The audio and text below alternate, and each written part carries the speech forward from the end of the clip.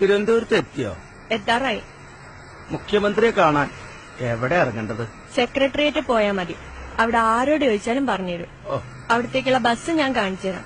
എന്താ വല്ല പരാതിയും ബോധിപ്പിക്കാനാണോ? ഏയ്, പരാതിയൊന്നല്ല, ഒരു നന്ദി പറയണം.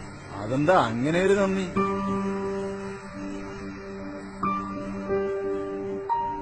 നിങ്ങളൊക്കെ വലിയ വലിയ കാര്യങ്ങളാ ഇത്രയും നേരം പറഞ്ഞോണ്ടിരുന്ന്. ഞങ്ങളൊക്കെ ചെറിയ മനുഷ്യന്മാരാ, ആരും ചോദിക്കാനും പറയാനും ഇല്ലാത്തവര്. ഇത് ഒരു ചെറിയ കാര്യ. 4-5 കൊല്ലം മുമ്പ് പഞ്ചായത്തിന്ന് 3 സെന്റ് സ്ഥലം ശരിയായി. അധികം താമസിയാതെ വീടും പാസായി. ഉള്ളതൊക്കെ വിറ്റ് പെറുക്കി ഒരു തറ കെട്ടി. അതിന്റെ കാശ് പിന്നീട് തിരിച്ചു കിട്ടുകയും ചെയ്തു.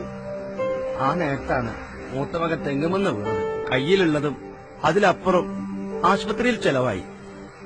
വീട് പണി മുടങ്ങി. ആ തറയിൽ ഒരു കുടില് കെട്ടി ഞങ്ങൾ 6-7 പേര് കൂടി.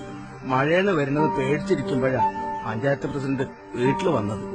പാവങ്ങൾക്ക് ലൈഫ് എന്ന പേരിൽ 5 ലക്ഷം വീടുകളുടെ പണി നടക്കുന്നുണ്ടെന്നും അതിന്റെ ഭാഗമായിട്ട് പണി തുടങ്ങി പൂർത്തിയാക്കാത്ത വീടുകളുടെ പണി ആദ്യം ചെയ്തു കൊടുക്കുന്നു പറഞ്ഞു. ഞങ്ങളുടെ കയ്യില് കാശൊന്നുമില്ലാന്ന് ഞങ്ങൾ കരഞ്ഞു പറഞ്ഞു. അപ്പൊ പ്രസിഡന്റ് പറയുക, നിങ്ങളൊന്നും തരണ്ട, നിങ്ങൾക്ക് വീട് പണിത് തരാന്ന്. സത്യാണോ സ്വപ്നാണോ എന്ന് മനസ്സിലായില്ല. കുറെ കാലം കഷ്ടപ്പാട് മാത്രമായിരുന്നില്ലേ, കണ്ണടച്ചു തുറന്ന വേഗത്തിലായിരുന്നു പിന്നെ കാര്യങ്ങള്. നാട്ടുകാരും സർക്കാരും ഒപ്പം കൂടി തല കായ്ക്കാൻ ഒരു വീടായി. എന്നാ പിന്നെ കേറി താമസിച്ചൂടെ? എന്തിനാ മുഖ്യമന്ത്രിനെ കാണുന്നത്? ഒരു സ്വപ്നം പോലെയാ തോന്നുന്നത്.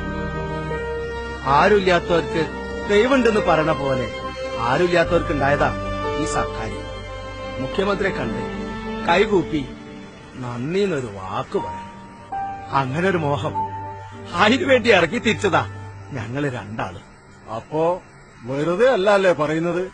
ഈ സർക്കാർ വന്ന എല്ലാം ശരിയാവുന്ന്? പുതിയ പരീക്ഷകളോടെ